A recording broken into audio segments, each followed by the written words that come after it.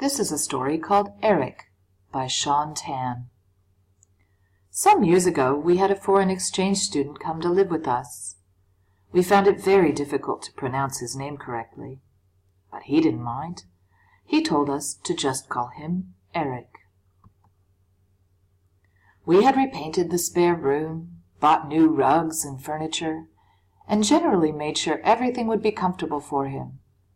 So I can't say why it was that Eric chose to sleep and study most of the time in our kitchen pantry. "It must be a cultural thing," said Mum, "as long as he is happy." We started storing food and kitchen things in other cupboards so we wouldn't disturb him. But sometimes I wondered if Eric was happy. He was so polite that I'm not sure he would have told us if something bothered him. A few times I saw him through the pantry door gap, studying with silent intensity, and imagined what it might be like for him here in our country. Secretly, I had been looking forward to having a foreign visitor. I had so many things to show him.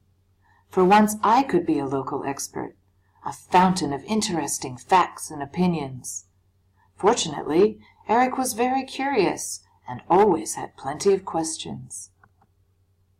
However, they weren't the kind of questions I had been expecting.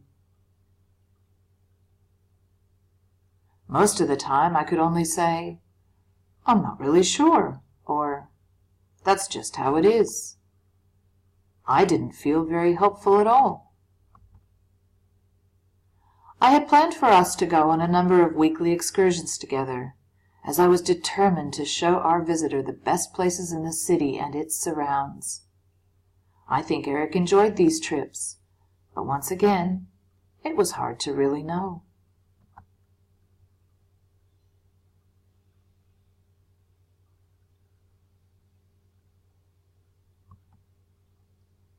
Most of the time, Eric seemed more interested in small things he discovered on the ground. I might have found this a little exasperating, but I kept thinking about what Mom had said about the cultural thing. Then I didn't mind so much.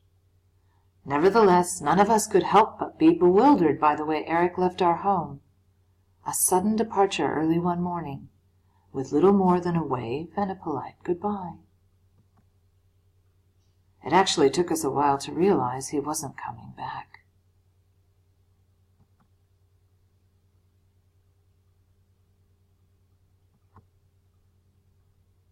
Thank you for a wonderful time.